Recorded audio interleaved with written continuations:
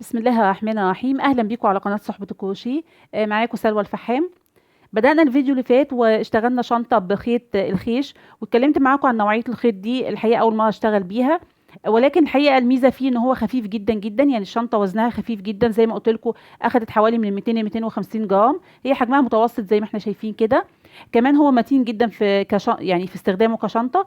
وكمان متماسك، يعني زي ما احنا شايفين الشنطه لسه ما عملنالهاش البطانه ولا حاجه، ومتماسكه جدا زي ما احنا شايفين كده. تمام. واتفقت معاكم الفيديو ده ان شاء الله باذن الله هنعمل مع بعض الايد، وهنركبها ونعمل بطانه، وكمان نركبها عشان نكمل الشنطه بتاعتنا. الايد زي ما قلت لكم، انا طبعا في احتمالات كتيره، او في يعني اشكال كتيره للايد ممكن تستخدميها. ممكن تستخدمي ايد جلد، يعني هتحطي الحلقات بتاعتها، ودي احنا عرفنا ازاي نركب الحلقات في فيديوهات كتيره قبل كده اشتغلناها مع بعض. كمان ممكن بحبل اللاسيه الروماني، وبرضه انا شرحت قبل كده ازاي اقدر اعمل ايد بحبل اللاسيه الروماني. هنزل لك ان شاء الله رابط الفيديو في المعلومات هنا، وكمان في الديسكريبشن بوكس. حبيت النهارده اعمل ايد شنطه بشكل مختلف عشان يبقى عندك اكتر من فكره. ممكن يعني ترجعي لهم، او يعني يكون عندك كذا فكره تختاري منهم. فزي ما قلت لك النهارده ان شاء الله هنعملها بالشكل ده كده، بنفس الخيط اللي احنا شغالين بيه. اتمنى ان شاء الله انها تعجبكم، متينه وفي نفس الوقت برضه قويه، يعني مش هتمط قوي ولا حاجه. طيب نبدا كده ان شاء الله ونشوف هنعمل الايد دي مع بعض ازاي.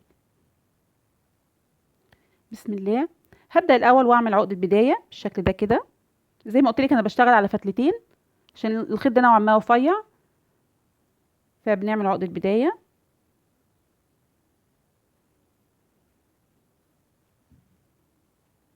تمام. وهعمل 4 سلسله. 1 2 3 4. تمام. هاجي هنا في في السلسله رقم 3. 1 2 3 4. في السلسله رقم 3 هنا، وادخل كده واعمل غرزه حشو. في السلسله رقم 2 غرزه حشو. في السلسله الاولى هنا هعمل 3 غرز حشو في نفس السلسله. 1 2 3 بالشكل ده كده. تمام. طيب هرتفع سلسله، هرتفع سلسله، هلف الشغل بتاعي فوق اول غرزه حشو هنا، هعمل غرزه حشو. فوق غرزه الحشو التانية هعمل غرزه حشو. فوق غرزه الحشو التالتة هعمل 3 غرزه حشو في نفس الغرزه. 1 2 3 بالشكل ده كده. تمام. طيب السطر رقم 3 هرتفع سلسله، هلف الشغل بتاعي واكرر تاني. فوق اول غرزه حشو هعمل غرزه حشو. فوق تاني غرزه حشو هعمل غرزه حشو. فوق تالت غرزه حشو هعمل 3 غرزه حشو. 1 2 3 بالشكل ده كده. واكرر تاني، يعني هي الايد كلها عباره عن سطر واحد، وبنكرره لغايه الطول اللي احنا عايزينه. برتفع السلسله، هلف الشغل بتاعي فوق اول غرزه حشو هنا هعمل غرزه حشو. فوق تاني غرزه حشو هعمل غرزه حشو. فوق تالت غرزه حشو هعمل 3 غرزه حشو في نفس الغرزه. 1 2 3. نكرر مع بعض تاني. هرتفع السلسله، هلف الشغل بتاعي، هعمل فوق اول غرزه غرزه حشو 1، وفي التانية غرزه حشو واحده. في الغرزه رقم 3 بشتغل 3 غرز حشو. 1 2 3. تاني برتفع سلسله، هلف الشغل بتاعي، اشتغل غرزه حشو، غرزه حشو. في التالتة بعمل 3 غرز حشو. 1 2 3. شايفين سهله وبسيطه قد ايه؟ بيتكون معانا شكل الايد بالشكل ده. سهله جدا جدا، وهتفضلي شغاله بقى لغايه طول الايد اللي انت محتاجاه. تمام. هكمل. تمام كده اشتغلت ايدين بالطول المناسب طبعا للشنطه اللي انا هبقى محتاجاها. وخلي بالك في الاول نسيت اقول لك، بس احنا بنسيب جزء كده من الخيط قبل ما نبدا عقده البدايه، عشان خاطر نثبت الايد من خلالها، من خلال الخيط ده. تمام. وفي النهايه كمان لما اجي اقص الخيط بسيب جزء كبير برضو كده عشان اثبت برضو من خلاله الايد من الناحيه التانية. فما تنسيش في الاول، بس نسيت اقول لك سيبي جزء من الخيط عشان ايه؟ نثبت من خلاله الايد. طيب قبل بقى ما نركب الايد في الشنطه، محتاجه نعلم اماكن تركيب الايد هتبقى فين. نشوف مع بعض كده. ادي الشنطه بتاعتنا اهي. تمام. هنا هعلم هنا، اول غرزة كانت هنا اهيت، هعلم هنا كده وابتدي اعد من بعدها 7 غرز، 1 2 3 4، او نعلم دي بعلامة مختلفة عشان ما نتلخبطش، مجرد بس ان هي البداية اللي هبدأ من عندها.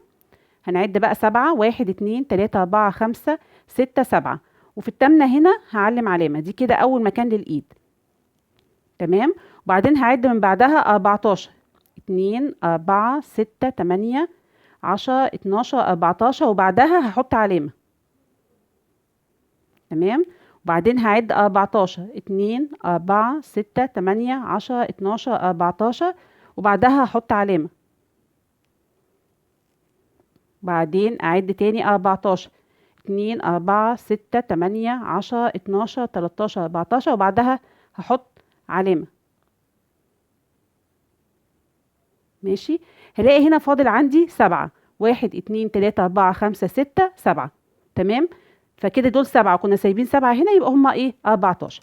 يبقى احنا كده ظبطنا مكان الايد مظبوط في الشنطة. شايفين ازاي بقوا قصاد بعض بالظبط؟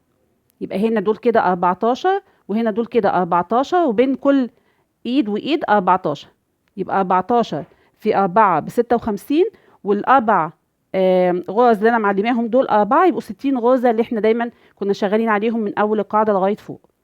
طيب هنركب الايد ازاي بقى؟ هنشوف مع بعض. هجيب الابرة دي كده والضم الخيط هنا، اول ايد اهي، زي ما قلت لك سيبي بس خيط طويل شوية كده في النهاية عشان نثبت من خلاله. هلضمه في الابرة هنا. تمام.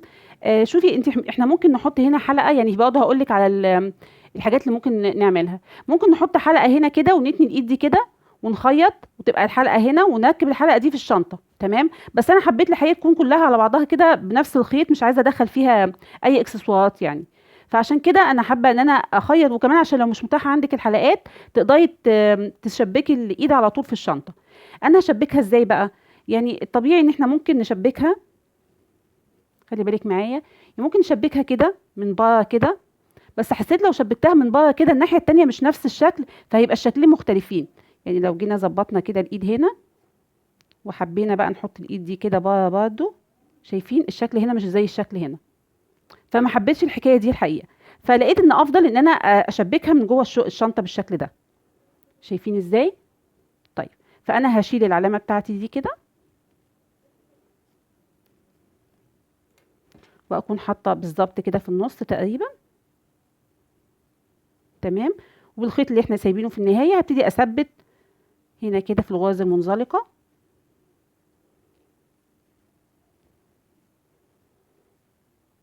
تمام. هاجي هنا الغرزه اللي بعدها، الغرزه اللي بعدها،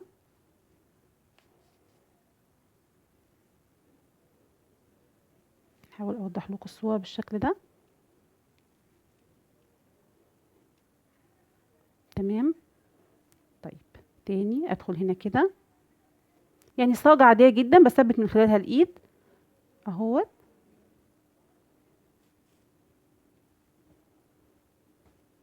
تاني.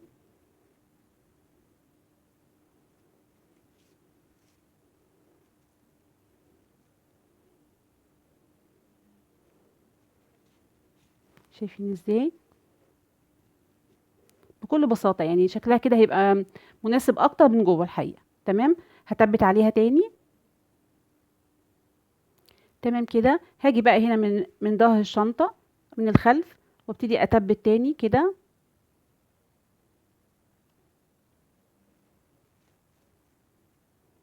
ممكن اعمل عقده بسيطه هنا، وبعدين الخيط ده طبعا زي ما متعودين بنخفيه داخل الشنطه كده عشان ايه؟ يتثبت. طبعا مش هيبان، كده كده احنا هنركب البطانه. تمام كده. هقص بقى الزياده دي، وكده ايد الشنطه الاولى ركبت بالشكل ده. ده شكلها من جوه، وده شكلها من بره. تمام. طيب، هنعدل الايد بتاعتنا، خلي بالك عشان ما تتلخبطيش. شايفه ازاي؟ هنعدلها كده. وبعدين هندخل دي هنا وبرضو بالشكل ده كده. تمام. طيب هشبك برضو الخيط النهايه اللي احنا سايبينه ده في ابره في الابره، واثبته بنفس الطريقه اللي ثبتنا بيه الجهه التانيه، بس خلي بالك الظبطه بتاعت الايد. يعني احنا اشتغلتي هنا كده هتمسكيها كده، شايفه ازاي؟ وبعدين هتدخليها كده تبقى الايد بالشكل ده. تمام. تمام كده ركبنا الايد، وده شكلها بعد ما خلصناها. شكلها جميل جدا زي ما قلت لك، ممكن تعمليها بكذا طريقه. دلوقتي بقى الخطوه الثانيه، البطانه هنعملها ازاي؟ فاكرين لما كنا عملنا قاعده الشنطه الدائريه من تحت في الاول، احنا قسنا القطر بتاعها، قلت لكم هنحتاجها ان شاء الله لما نيجي نعمل البطانه، فكان تقريبا من 16 ونص ل 17. فانا محتاجه اعمل دايره بالشكل ده كده. ده القماش اللي انا هستخدمه للبطانه، متوافر جدا الحقيقه، او ممكن اي قماش عندك يصلح لان هو يكون بطانه للشنطه يعني.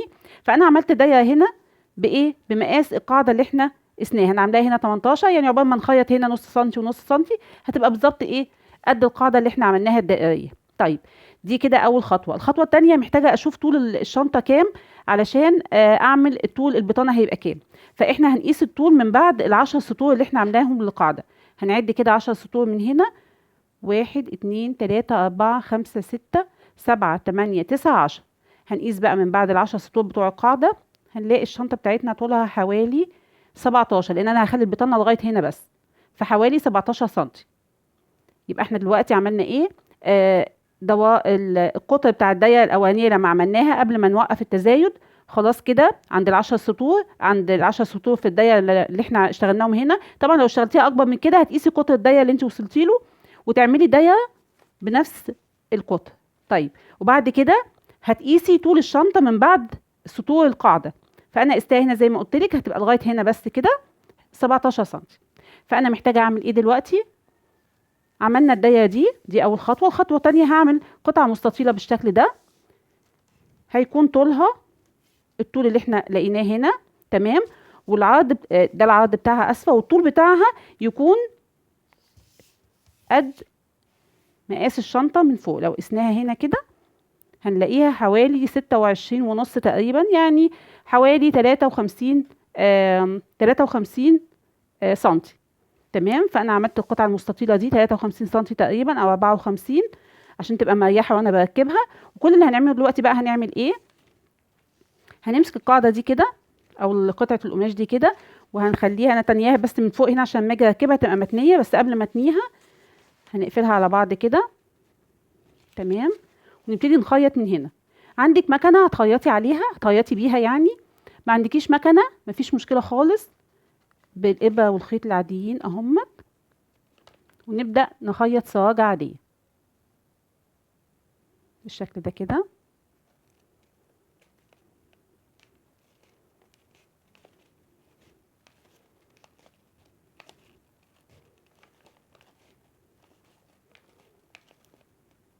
شايفين ازاي؟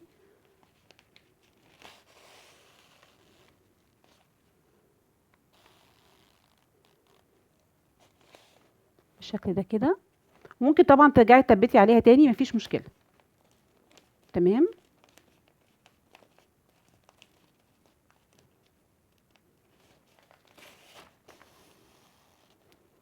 نثبت هنا كده بغرزتين.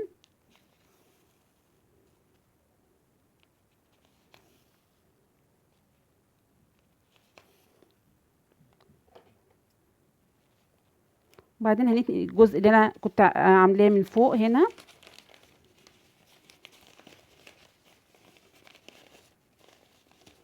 بالشكل ده كده.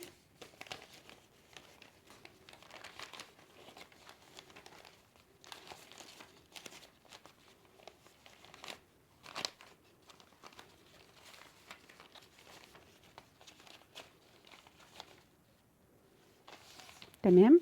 ده كده اللي هيتركب من فوق. طيب ناقص بقى نركب الدايره. هنشوف ازاي. هجيب الابره والخيط بتوعي، الضمها بس كده من تحت عشان ما تفكش مني. تمام. شوفوا بقى هنركب ازاي. هنجيب كده الدايره دي، هبدا مثلا من هنا مكان ما خيطنا اشوف اتجاه ممكن بمكنه سوري بالمكوه نتني بس دي كده عشان تبقى مفروده بالشكل ده. وهاجي هنا الضيق الوش الشغل بيكون مع وش الشغل كده، تمام. يعني هنا الظهر اهو وهنا الظهر، وهجيب الضيق بتاعتي اشبكها في القطعه المستطيله دي. شايفين ازاي كده؟ غرزه غرزه بحاول اظبط الضيق مع القماش، مع سوري مع الجوانب كده اهو. تاني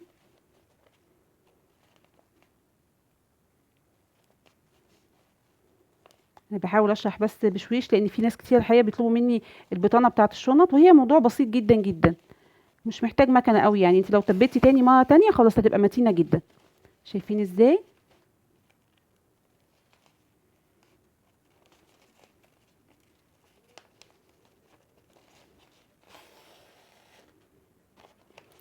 يبقى احنا كده بنثبت الدايه ديت في القطعه المستطيله اللي احنا عاملينها بالشكل ده. هكمل خياطه الجزء ده كله. تمام كده انا ركبت الدايه وبقت البطانه عندي بالشكل ده، يعني كانها بالظبط الجزء الداخلي من الشنطه. شايفين ازاي؟ كل اللي هعمله دلوقتي بس قبل ما اركبها، احنا هنا في هنا البدايه اهي، فمحتاجه اشوف المنتصف بالظبط فين واعلمه، اعلمه باي دبوس كده هنا. تمام، يبقى احنا كده ده النص الاول وده النص التاني. تمام، وهجيب بقى الشنطه بتاعتي. محتاجه برضو اعلم، لو انا مثلا هبدا من هنا، لو انا هبدا من هنا البطانه بتاعتي عايزه نص الشنطه بالظبط اعلمها المنتصف بالظبط، يبقى الجهه التانيه اهي. عشان وانا بركب البطانه خلي بالك معايا، وانا بركب البطانه يبقى وانا بركب النص الاول ده منها من هنا لهنا، يبقى جاي من هنا لهنا كده، والنص التاني عشان تبقى مظبوطه ما تبقاش ملوحه كده او كده. طيب دلوقتي بقى بكل بساطه هبتدي افتح الشنطه بتاعتي وادخل فيها البطانه كده زي ما هي بالظبط كده، مش هقلبها ولا حاجه، زي ما هي كده. احاول بقى اعدلها، احط هنا المنتصف ده مع المنتصف ده كده. شايفين ازاي اهي؟ ماشي. احاول طبعا اظبطها، اظبط الدايه كده. بعدين بكل بساطه هجيب الابره والخيط العاديين برضو، هبدا مثلا من هنا اهو. خلي بالك معايا، ادي النص الاولاني اهو للبطانه، هجيبها كده. شايفه ازاي؟ وبعدين ابتدي اصاج عادي خالص، بس همشي على خط واحد، يعني احاول امشي على خط واحد.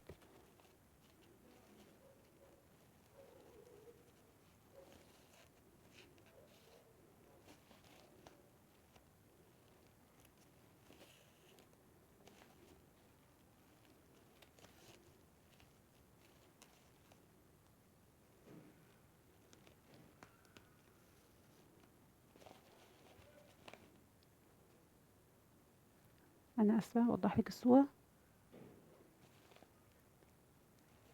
كده.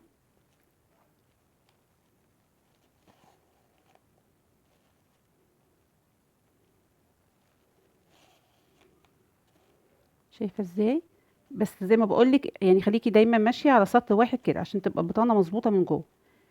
هنفضل ماشيين كده، واخلي بالي ان وانا بثبت البطانه اهو كده يكون منتصف هنا اهو، عند المنتصف هنا بالظبط. يعني شايفه هنا الدبوس ده جه عند الدبوس ده بالظبط، وفي نفس الوقت الناحيه التانية هتبقى بنفس الطريقه كده. تمام، هثبتها. تمام كده انا خلصت تثبيت البطانه. شايفين شكلها قد ايه جميل؟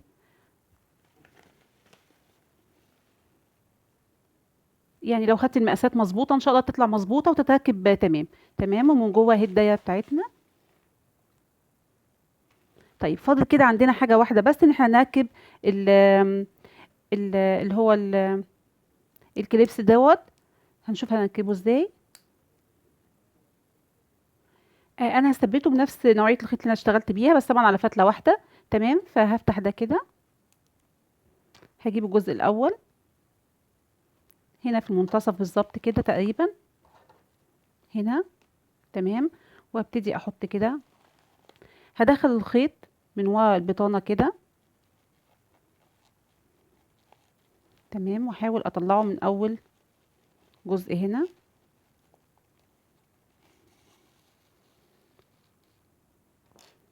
ممكن هنا اعمل عقدة بسيطة مش هتبان، بس عشان الخيط يبقى متثبت كويس.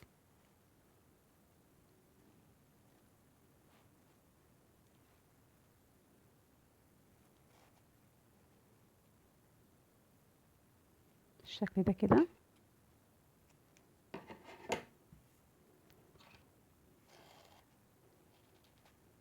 وابتدي بقى اخيطها، بس اظبطها في المنتصف كده زي ما قلت لك هنا كده بالظبط. تمام، وابتدي اخيطها هنا في الايه، الفتحات ديت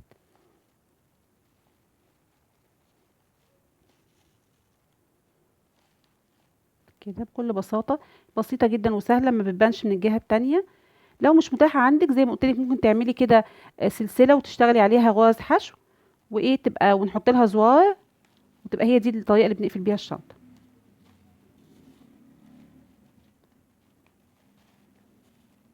شايفين ازاي؟